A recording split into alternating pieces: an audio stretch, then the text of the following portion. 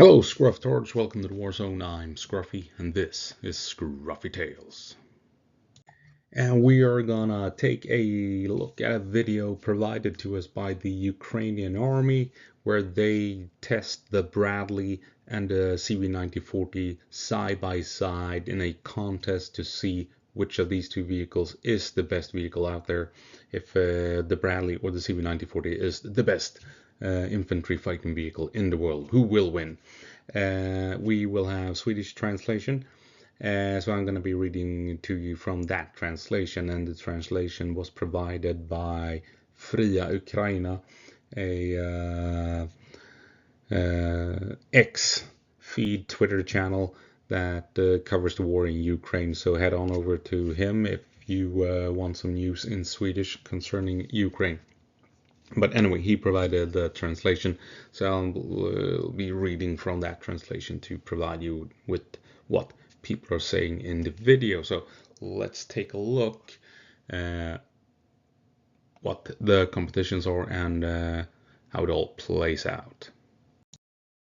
Right, let's see if we can get this to work. So here we have Ukrainian Army television compares the Swedish combat vehicle 90 with the American Bradley.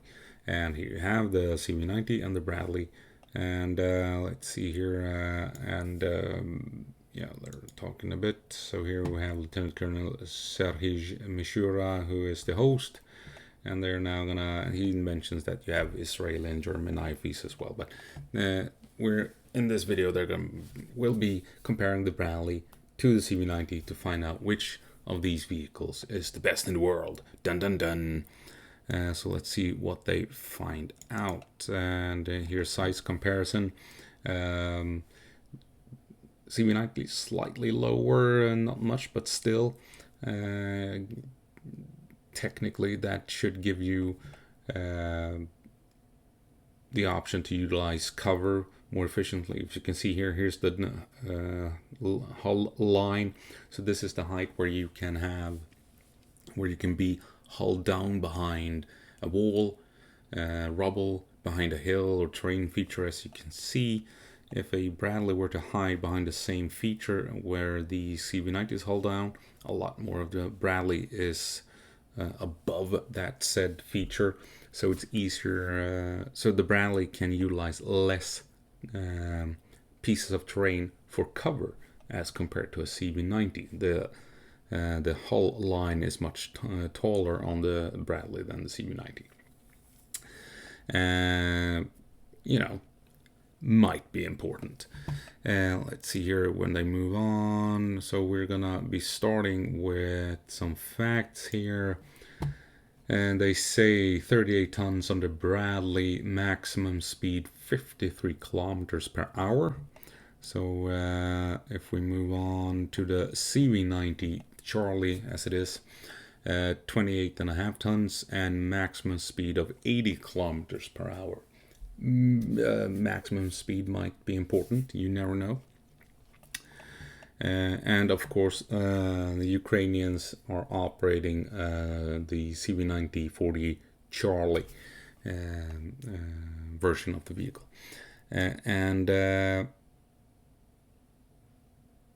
The first test is a drag race, so let's see what happens when they race each other with these two vehicles. Bradley is much heavier and also slower. So guess how this goes. But this is important. A test like this is actually important. This is basically tactical maneuvering and operational maneuvers as well. How fast can you move across an open space? Say you need to cross this field to get into cover, right? When you're on the field, you're exposed to enemy fire. You need to move as fast as possible across this field to get the vehicle and the troops into cover. Obviously, being fast is important. And here the CV90, obviously, this is a massive advantage that the CV90 has over the Bradley. Tactical maneuvering. It wins by a landslide. And there's an old video from the Norwegian trials when the Norwegians were testing the Bradley and the CV90 in deep snow. the Bradley gets stuck and the CV90 plows on through like nothing. The CV90 is designed to be able to operate in the far north of Sweden in the Arctic, where you have marshes and bogs and rivers and lakes at summer, and during winter you have deep, deep snow, freezing cold, and you don't know if you're gonna hit a ditch or something, because there's a cover of snow in the way. So you need to have this extreme ability to overcome terrain. Clearly, the CV90 is designed for this. It is fast and it can cut through terrain. So in terms of tactical maneuvering, it sure as hell beats the Bradley in this contest here, in terms of maneuverability and off-road capability. Let's see what else happens. And now they're gonna take a look at which vehicle is the most accurate. You have the Bradley and the 25mm chain gun, and CV90 with its 40mm Bofors auto cannon. It's quite interesting though if we take a look what they say about why won't it. Damn it, here we go. So what the crew says here, some random stats about range, but what is important is rate of fire, 300 rounds per minute. Quite impressive. Remember the 40mm Bofors used to be an anti-aircraft gun back in the 30s when it was first designed, so that is why it has such high rate of fire. The downside of the CV90 and the 40mm gun is, of course, that it is limited to 3 magazines of 8 rounds each.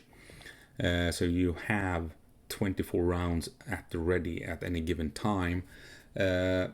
The bonus is that you can load these 3 magazines with various types of ammunition. You may have 1 magazine of 8 anti-tank rounds, 1 magazine with 8 high explosives, and then you may have the 3rd magazine to complement either more high explosive, more anti-tank, or maybe 8 programmable rounds, right? So you have this diversity in the weapon. But having 24 rounds at the ready and being able to blast away with 300 rounds per minute, as you can tell, you need to reload often when you are in a prolonged battle. That is the real drawback of the 40mm Bofors gun. And I've highlighted this in numerous videos. It is a real drawback, and other guns, chain guns that has a larger ammunition capacity has an advantage in a prolonged firefight. That has to be said. But really interesting is what says here. Maximum range, and you won't find this on a chain gun. Maximum range to take out a tank in the side with a flanking shot, in other words, 1.5 to 2 kilometers. 1.5 kilometers is a mile for my American viewers. So a mile and then some. A mile with change, and a 40mm Bofors gun can take out a tank with a flanking shot. And that is something you won't get from a chain gun. And this is, of course, why Sweden went with the 40mm Bofors back in the day for the CV90, for this capability here, since that allowed the CV90 to be a credible threat to tanks without adding anti-tank guided missiles. And I'll explain why that choice was made. If we jump ahead, we reach the Bradley here with the Bushmaster 25mm, and here we have rate of fire 100 to 200 rounds per minute. Compare that to the 300 rounds of the Bofors. So slower rate of fire and you cannot engage heavy armor with this gun. It has far more ammunition available. A CV90 has something like 230 rounds stored in it, so it's not like it only has 24 rounds. It has 230 rounds, and that is a lot of firepower, considering it's a 40 millimeter autocannon. The Bradley has a couple of thousand rounds, so it can more effectively put down suppression against infantry. Definitely, and it can take out light-skinned vehicles like you wouldn't believe. But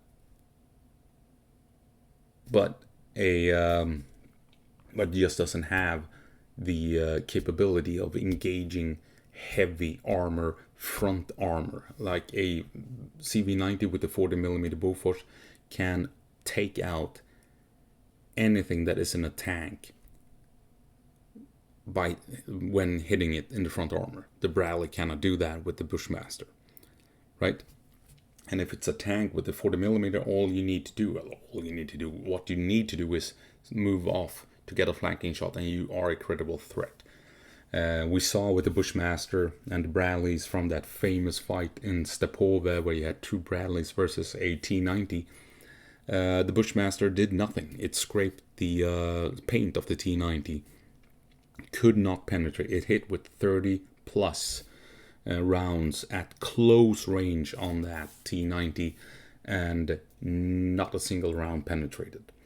Had that been a CV90-40 firing 10 rounds, if that 5 or 6 rounds, you would have seen penetration and catastrophic failure with a turret toss. So that kind of highlights the differences between these two guns and these two vehicles when it comes to the main armament. And so they open fire, and the conclusion is in the end that the CV90 is more accurate and it delivers a lot more damage on the target. And then they do a dismount and a mounting. That sounds sexual. Anyway, so, and I'm no fan of this test because, as you can see, they run up to open hatches. That is not a realistic test. What they should have done is run up to the vehicle with the hatches closed, and you would have seen a very, very different result. This is not a ramp, or this is the CV90, by the way, a ramp, or this is not maneuvered electronically. You run up to the vehicle and open it by hand with the handle. So when you run up to the CV90, you open the door in a second, and then everyone jumps in. You close it in a second, and then you can move on. So here they come, right? Jump into an open vehicle. Never happens, right? It's kind of unrealistic. And this is kind of funny. Now they closed it. Boom. This, in Sweden, you like to have short people for the dismounts in a CV90, because it's a tiny vehicle, and sitting like this is not comfortable. And since I was a squad leader in a CV90 dismount squad back in the day as a conscript, I might be on the shorter side of things. He's on my seat, by the way. He's not even in the seat. I don't know what the hell he's doing in front of the door. Anyway, so they think it's fine jumping in and out, but the Bradley is more comfortable. And then you have, following this, you have the dismounting of the vehicle and kick up. Yep, that was correct. Did you see? Let's jump out. See what this is. How fast you dismount out of a CV90. You release the hatch and take a look what this guy does, because this is what I did as a conscript.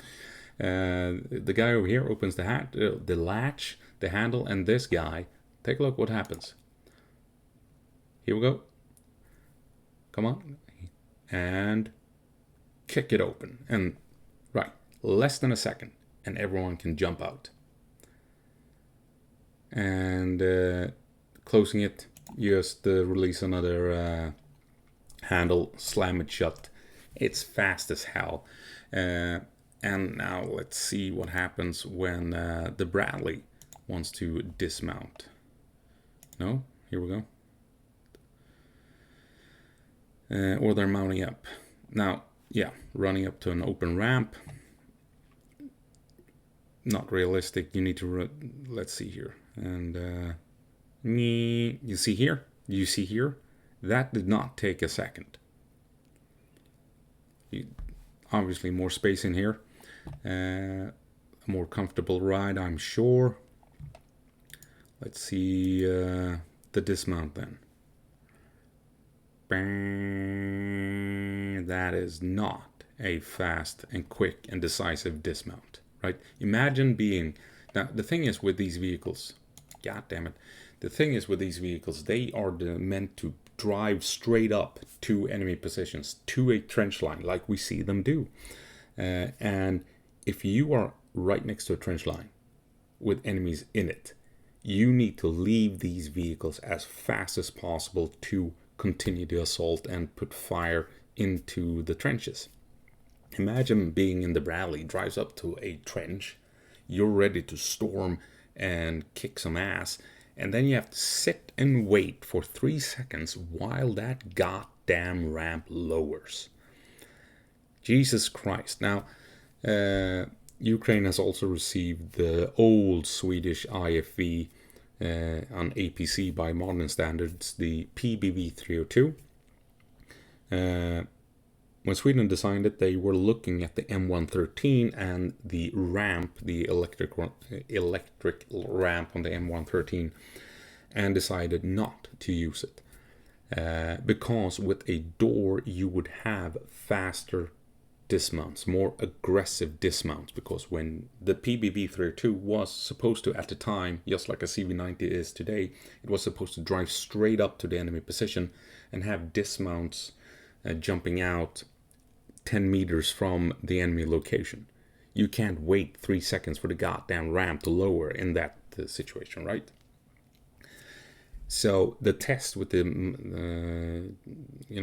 getting in and out of these vehicles, I think they miss the big point of having the door compared to having a ramp. Not a fan. So moving on, the drag racing CV90 won. CV90 won the shooting contest. And here, this is, they're like, oh, I think the reason why the Bradley lost the racing is because it's much heavier. And that is why the CV90 won. Well, gee, you think? And maybe that is also something you need to consider when comparing these two vehicles. The CV90 clearly is better at tactical maneuvering than the Bradley. That is a significant advantage of the CV90. It can relocate faster. It can exploit the fact that the battlefield is changing much more easily than a Bradley, right? It is a huge advantage to reposition quickly to put fire on an enemy if the enemy is much slower. And here they come, oh, I think it sounds like excuses almost. I don't get it. Really weird. And they also point out that the CV90 has better tracks than the Bradley. Yeah, that I'm sure that is not important at all for tactical maneuvering when under fire. And then they go on to say that the Bradley is so much heavier because it has reactive armor. And of course, reactive armor and armor package, additional armor to the Bradley save lives, and that is a huge bonus. So they lost the race because of this add-on armor. And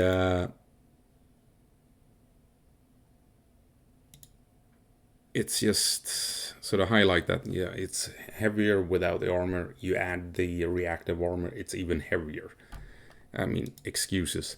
So what the commander of the CV90 here, called sign Neo, he points out that even without reactive armor, the CV90 still survives kamikaze drone hits, and it survives mines and what have you. And the thing is, like he points out, it's because it has additional armor. The CV90 Charlie that the Ukrainians are using has armor packages compared to the standard CV90 used in Sweden. So both of these vehicles have armor packages attached to them, right? So the CV90-40 Charlie has add-on armor, just as the Bradley has in Ukrainian service. And both vehicles survive drone hits, both vehicles survive mine hits, both vehicles have survived anti-tank guided missiles and what have you. I mean, clearly, if the CV90 can take the same punishment as the Bradley, and it is faster, more maneuverable, and has more accurate fire, I don't know, yeah. And much faster dismounts for more efficient assaults with the infantry in the back. You see where I'm going with this? Let's see what else. And they point out that the Swedish armor the armor packages here are modular. If you get destroyed sections, you can replace them. And the Russians have shown us proof of this. I've highlighted this in other videos. I might, I'll try to remember to provide links to all of those videos down below, where we see the CV90 that was captured, where it was hit in the turret, how the add-on armor has been destroyed, but the actual real turret behind the armor is untouched. And then the Russians actually film within the vehicle itself, and you can see that there is zero interior damage in the CV90, even in the positions where the hit struck the armor. So I don't know.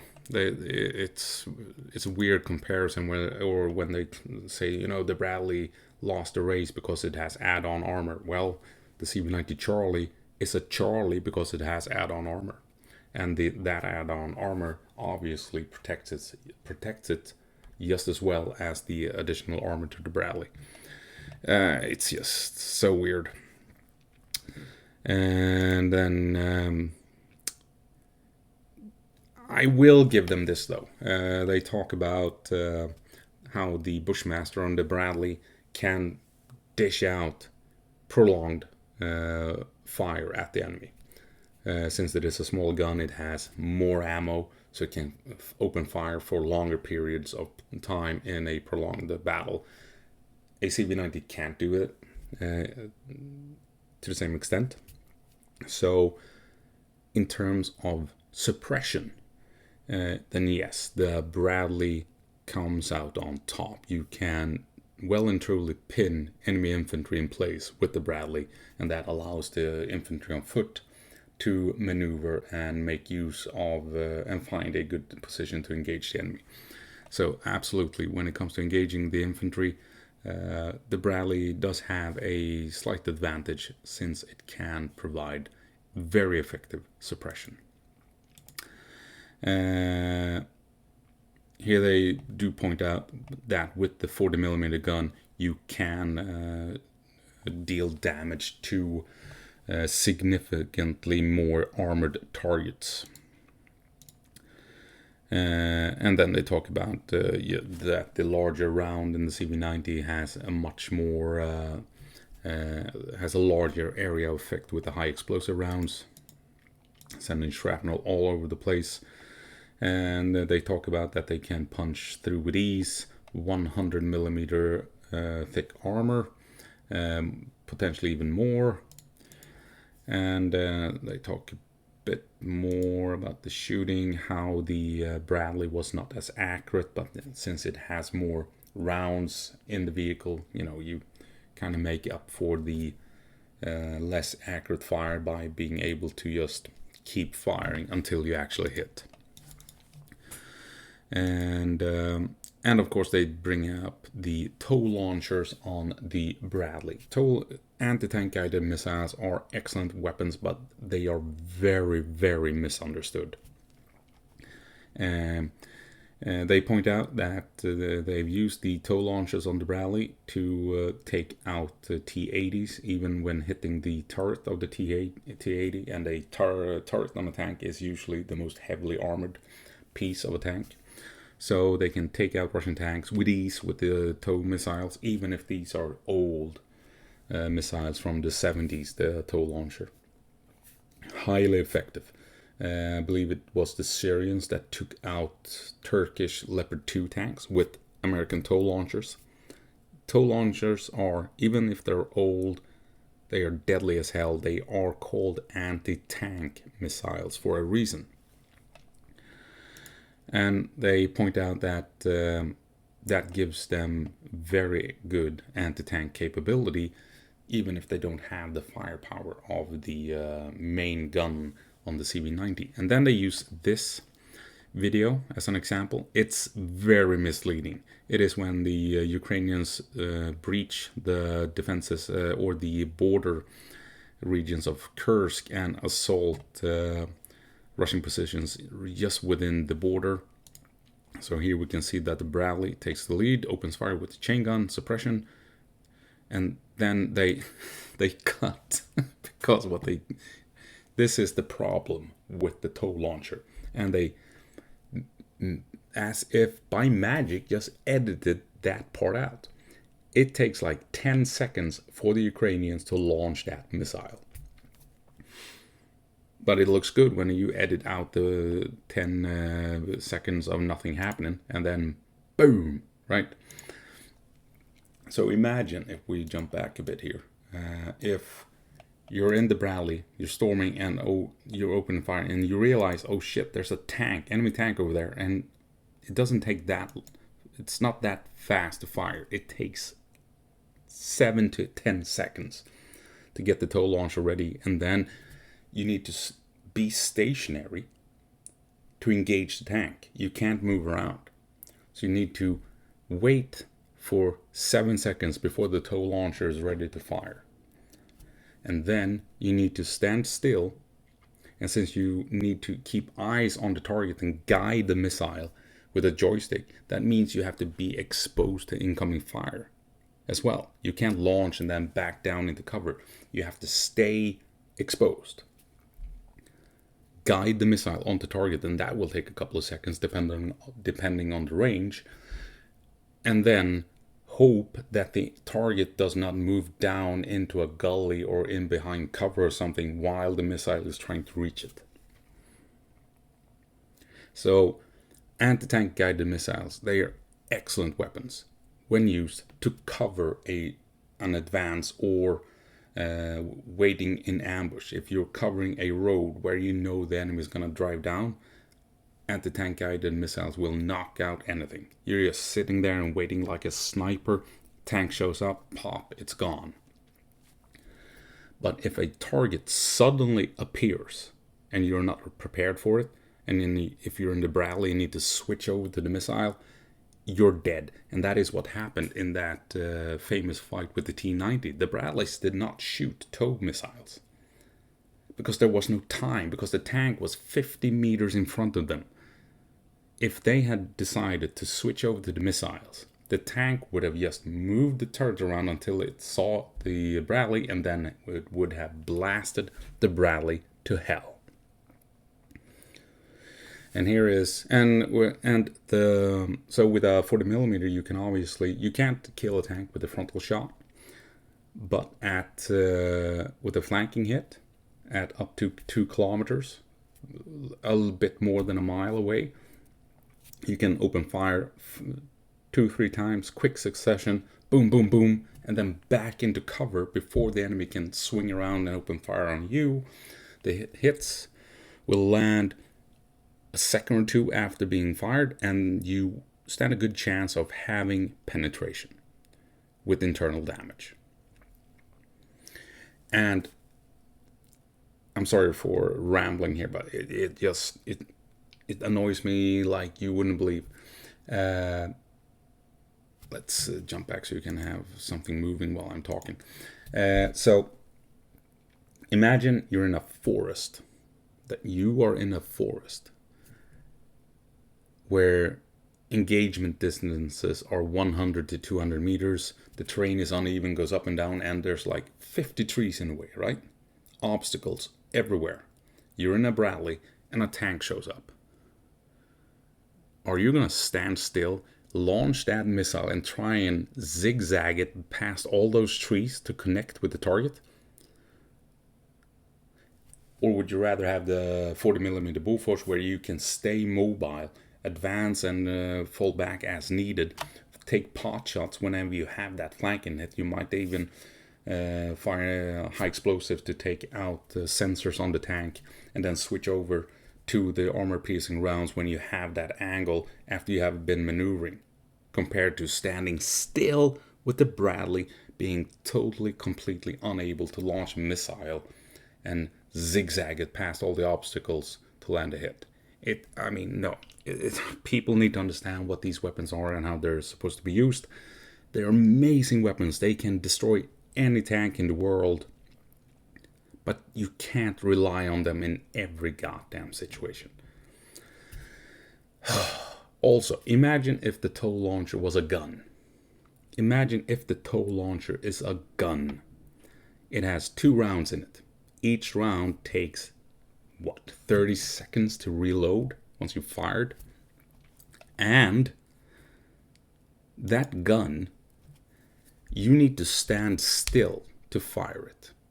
First of all, you need 7 to 10 seconds to set up, and then you need to remain stationary to fire it. And it will take 2 to 3 to 4 seconds for the shot to connect with the target. And you can't move before you connect the target. So you're staying there in the open. I just knocked the mic over or bumped into it, and you can't move. If that was a gun, people will call it an insane and ridiculous gun. It's a gun that is also completely useless in a forest, right? You must understand that this weapon is very capable in the right circumstance. You can't compare it to a big ass 40mm autocannon. It's ridiculous. It gives the Bradley a certain edge in certain situations. Absolutely. A Bradley on Overwatch with anti-tank guided missiles. Jesus Christ, that is dangerous as hell. But in up close combat, within 500 meters, in a field like this, or in a forest where the combat ranges are 100 meters, it's useless. When you're maneuvering, taking shots at the enemy, trying to find a good position back and forth, you can't rely on the tow launcher. And if you're up against heavy armor, the Bradley is, well, pardon the French, but it's fucked. Anyway, that's my rant about tow launchers. Let's move on, because it pissed me off that they edited out those 10 seconds to no end. Anyway, moving on. He's biased. Shut up. So the 25mm is capable of piercing 70mm of armor, and it can't deal with tanks, is the conclusion. They point out that the CV90 can be used as artillery. Basically, they can deliver indirect fire up to 12 kilometers away. Very precise as well. This is something the Ukrainians came up with on their own. This is not part of Swedish doctrine. But the Ukrainians realized that if we use this gun, we can very effectively use it as a makeshift artillery piece or mortar, firing 40mm grenades at targets very accurately up to 12 kilometers. And they're talking about rates of fire. If the Bradley driver or commander, he wouldn't mind this gun if it had the same rate of fire as a Bradley. So he wants this gun but with a slower rate of fire, I guess. I don't know. Very weird. And they're talking about if the CV90 commander wants reactive armor, and he wouldn't mind it if they put it on the front hull, because that would provide the added protection for the engine. So that means they can take more hits on front armor and still be operational, even if it would slow them down a bit. And then when it comes to optics, the Bradley has the advantage. They have a bit more options and apparently a bit more modern stuff in the Bradley. Should not be underestimated. Being able to spot enemies in the dark using thermals or night vision, extremely important. So when it comes to the optics here, the Bradley wins this category hands down. There's just no other way to put it. And then they mentioned that the dismounts, they can actually they have a screen in the Bradley that can link up with the cameras used by the crew members. Now, prior to the war, that was not an advantage as I see it or saw it, because the CV90, the tactics for the CV90 is to have the troops standing up in hatches, and that gives them a 360 view basically of the surroundings. They can support the vehicle, they can engage targets that pop up surrounding the vehicle. You can't do that with the Bradley, you're stuck in the vehicle. So even if you use the screen here to look around, you can't do anything as a dismount when you're in the vehicle. So if an enemy pops up at close range with an RPG, he's going to take the shot and kill you all. With the CV90, you stand up in the hatches, you look around. If you see that the RPG gunner popping up behind a bush, you can engage him with the machine gun and kill him before he launches the RPG. But in the age of drones, you will not be standing up in those hatches anymore. So up until 2022, having troops in the hatches aggressively assisting the vehicle, super effective, and something that made Swedish armored infantry very aggressive on the battlefield. But now with drones, you don't want to open those hatches. That means you're stuck in the vehicle, and if you don't have a camera or a screen that allows you to take a look around, then you're kind of cooked. And so here the Bradley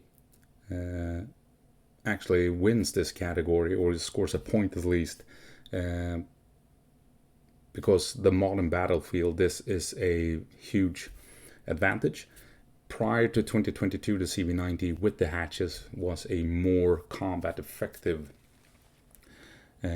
choice to have the dismount standing up in hatches and providing fire support to the vehicles. Let's see what else they come up with here. They talk about running across anti-tank mines, and again, the Bradley can hit 1 or 2 mines and survive, and the CV90 commander says the CV90 handles without issues a TMK anti-tank mine. It can even handle 2, but it's obviously going to lose mobility because you're going to get detracked, but the soldiers and crew won't be affected. So both of these vehicles, as you can tell, well armored, can handle taking multiple hits. Remember, CV90 much lighter, much more mobile, and can take basically the same punishment as the Bradley with the add-on armor. So let's see what else we get. And they talk about kamikaze hits and what have you from the drones and mines, and the Bradley handles them without issues with the add-on armor. And then they move on over to the Barracuda armor that Swedish CV90s have, and the STRV-122 main battle tank. The Barracuda armor is a patchwork of high-tech materials that primarily mask the vehicle's heat signature and reduces the heat signature by about 70%. It's very effective, and that is something that the Bradley doesn't have, of course. A huge bonus for the CV90, obviously. And let's see, they actually show us a video here. Let's see if we can take a look at it. Here we go. You can see the CV90. It's opening fire down here. You can see the rounds flying and engaging targets up here, and dismounts. You can see these guys here. They're the dismounts. The blobs here, those are the warm casings that have been ejected after the CV90 was firing. And as you could see, the CV90 was barely visible during that nighttime assault. And yeah, they're talking about that also how effective it is, that he knew where it was located, the vehicle. Looking at that location, he still couldn't see it. And I mean, obviously that is a massive bonus.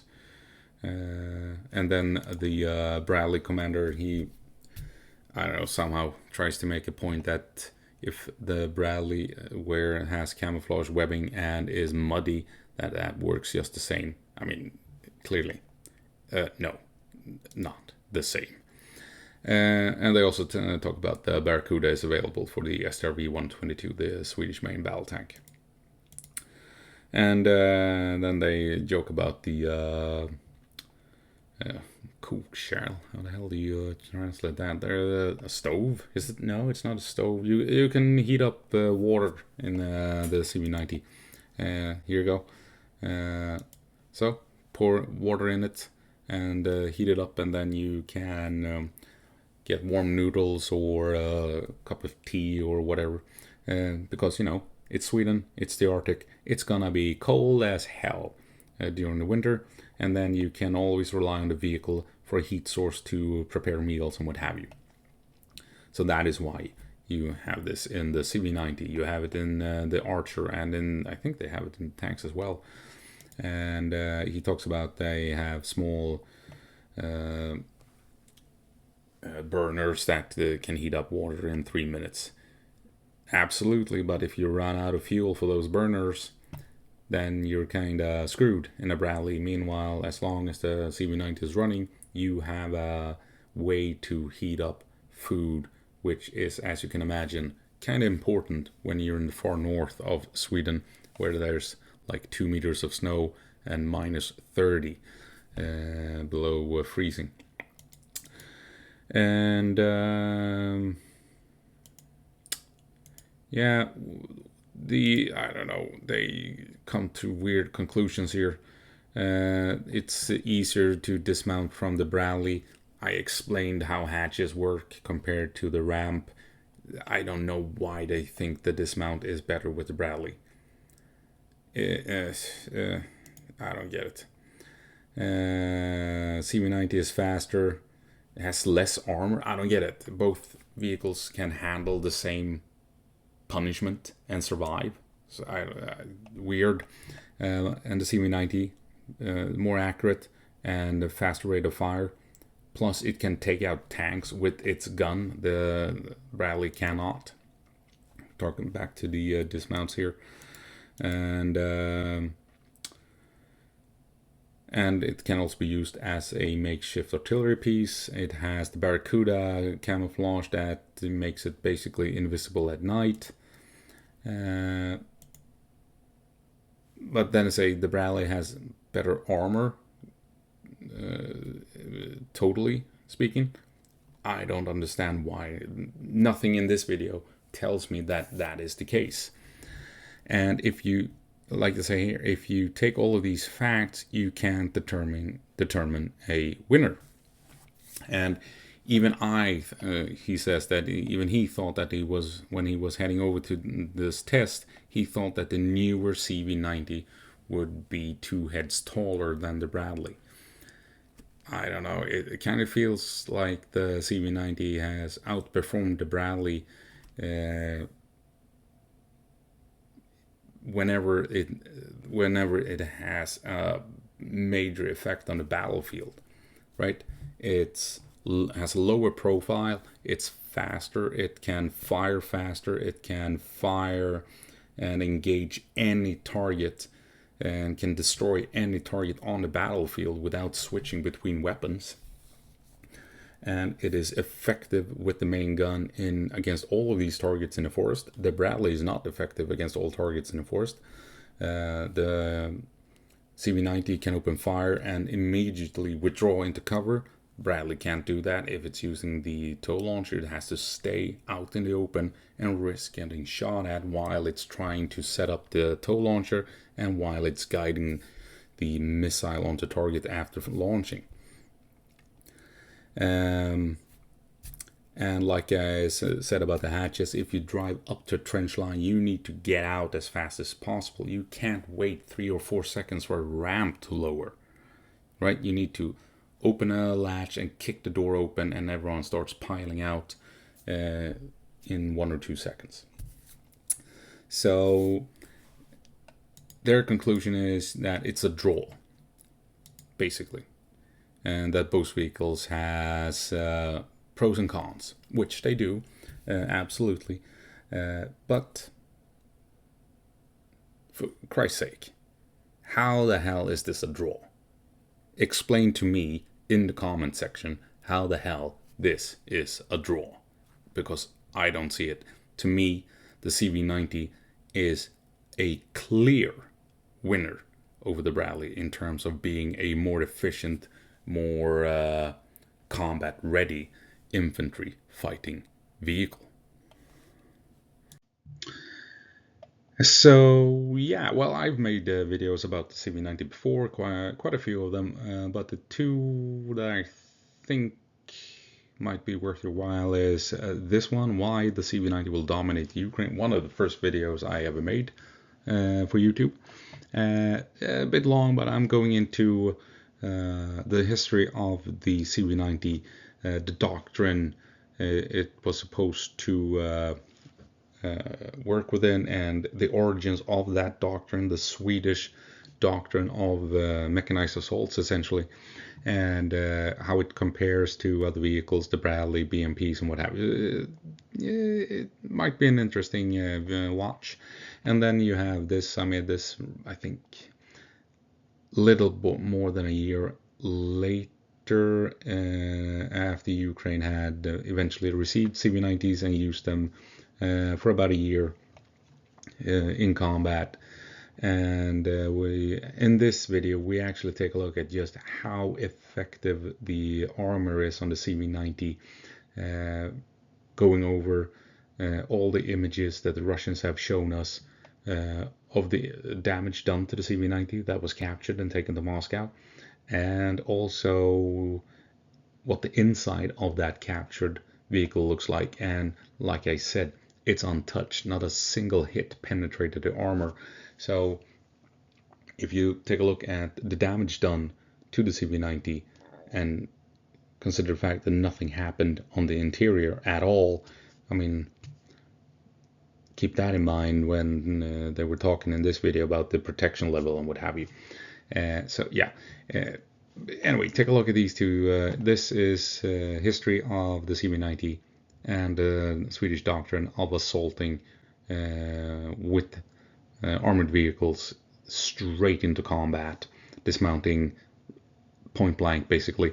And then you have this taking a look at how effective the CV90 has been in the war up to that time. So yeah. Now, obviously, who gives a shit? I do. I think it's important because I like the CV90. But anyway, both of these vehicles are extremely important for Ukraine in this war. You have the you have 50 CV90s with a lot of firepower, but you have 300, if not more, Bradleys supporting Ukraine.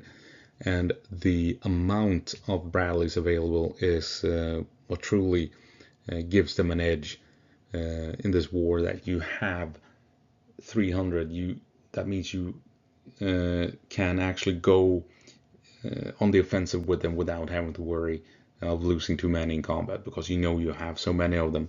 It's a bit different with CV90s. You only have 50, you need to repair them and stuff like that. They are excellent vehicles for going on the assault with, but you don't have as many of them. But I mean, yeah, I don't know where I was going with it. The important thing is both vehicles are far superior to anything that the Russians are fielding. BMP-2s, BMP-3s, they can't compare with these vehicles because Russian vehicles are utter crap. They are dangerous. They have powerful guns and what have you. But I mean, we saw the news how the Russians had compared a BMP-3 with a Bradley, and the conclusion was that the Bradley was far superior to the BMP-3. And then you have a test like this where clearly, even though they think it's a draw, clearly the CV90, the CV90 40 Charlie is a superior vehicle to the Bradley.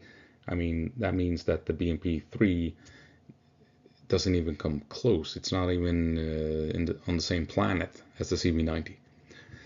So yeah, these vehicles extremely important, and the most important thing is, of course, that the CV90 is the best infantry fighting vehicle in the world. Far better than anything Russia has, right? That's the most important thing. Yes, I'm not biased at all. Anyway, that's gonna have to be it. I hope I'll see you in the next one. As always, go po march, Ukraine, and give them hell.